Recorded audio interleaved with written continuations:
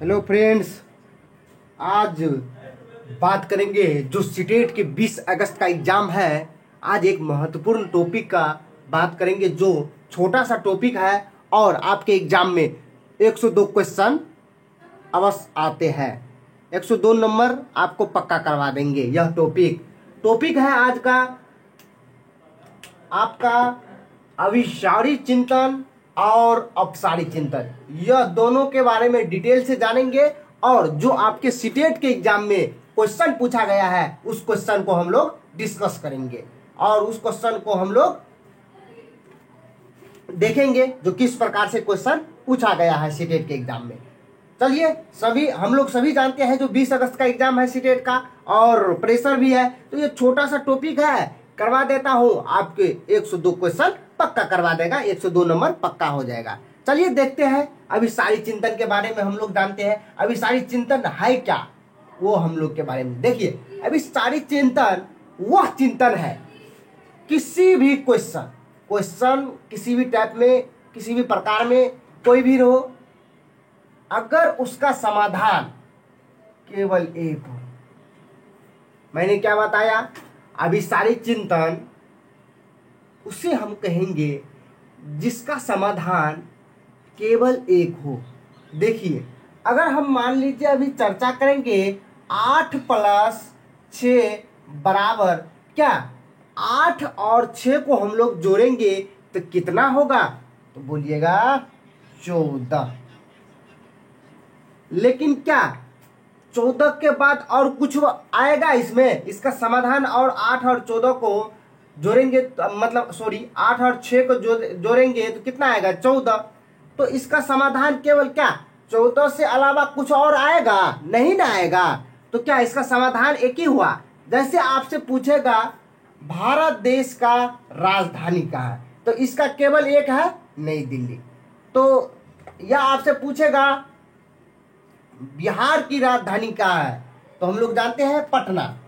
तो देखिए, तो इसका क्वेश्चन है और समाधान केवल एक है। यह क्वेश्चन का देखिए, किसी भी प्रश्न का समाधान एक हो उसे ही अभिसारी चिंतन कहते हैं।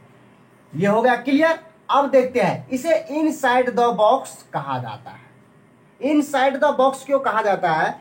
क्योंकि हम लोग जानते हैं जैसे कितना भी बड़ा क्वेश्चन रहेगा उसका समाधान एक ही होगा। क्या होगा? एक ही होगा। इसीलिए इसे इनसाइड द बॉक्स कहा जाता है। इसका एरो इधर होगा क्योंकि इस क्वेश्चन है बहुत सारा, आंसर है एक ही, क्योंकि इसीलिए इनका इनसाइड द बॉक्स कहा जाता है। इसे बंद अंत वाला प्रश्न भी कहा जाता है। देखिए, बंद अंत वाले प्रश्न मैंने अभी ये बता दिया। एक आता है बंद अंत वाले, एक आता है खुला अंत वाले। तो खुला अंत वाले भी चर्चा करेंगे, वो अपसारी चिंतन में है, तो घबराइए नहीं, दोनों चर्चा करेंगे। तो ये तो समझ गए। तो बंद अंत वाले देखिए, ये जैसे क्वेश्चन है इसका समाधान एक ही होगा, तो इसीलिए इसे बंद अंत वाला प्रश्न भी कहा जाता है। क्यों कहा जाता है? अब ये मैंने बताया अभी तुमको। हम जो मान लीजिए 2 + 2, तो क्या इसका 4 के अलावा कुछ और आएगा? एक ही ना आया, इसीलिए इसको बंद अंत वाले का प्रश्न कहते हैं। तो ये समझ में आ गया। तो अभिसारी चिंतन से इतना ही पॉइंट है। और देखते हैं अपसारी चिंतन जो आपके सीटेट के एग्जाम में धमाल मचाया है। क्या मचाया है? धमाल। चलिए देखते हैं अभिसारी चिंतन।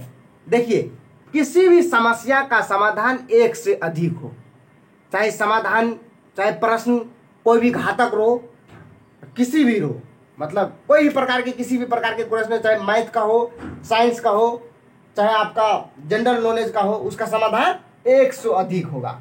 मान लीजिए आपसे पूछेगा दिल्ली के विशेषता लिखिए, तो क्या लिखिएगा? चलिए, भारत का राजधानी दिल्ली है और दिल्ली में लाल किला है और इस तरह से दिल्ली एक केंद्र शासित प्रदेश है। ऐसे करके हम लोग क्या करेंगे? दिल्ली की विशेषता लिखेंगे। तो क्या एक से अधिक समाधान हुआ ना, एक से अधिक आंसर हुआ ना, तो इसी को हम क्या कहेंगे? अपसारी चिंतन। इसे मुक्त अंत वाला भी कहा जाता है। यह मुक्त अंत वाला इसलिए कहा जाता है, मान लीजिए आपसे पूछेगा ऐसा 2 गुणनखंड तोड़िए जिसको हम 8 पूरा देंगे। तो आप लोग बोलिएगा सर 4 गुने 2, तो क्या 4, ये 8 को हम पुराने के लिए 4 गुने 2 भी लिख सकते हैं। एक समाधान हुआ। क्या इसको हम नहीं लिख सकते हैं? 2 गुने 2 गुने 2 8 हुआ, 2 दूने 4, 4 दूना 8, तो समाधान तो 1 से अधिक हुआ। अब इसी को हम यहीं पर चर्चा करते हैं। मान लीजिए इसके अपसारी चिंतन के ये वाले हम यहाँ पर चर्चा कर रहे हैं, थोड़ा खाली जगह है, इसको हम चर्चा करते हैं। जैसे हम बोले कि 12 को किस प्रकार हम लिख सकते हैं?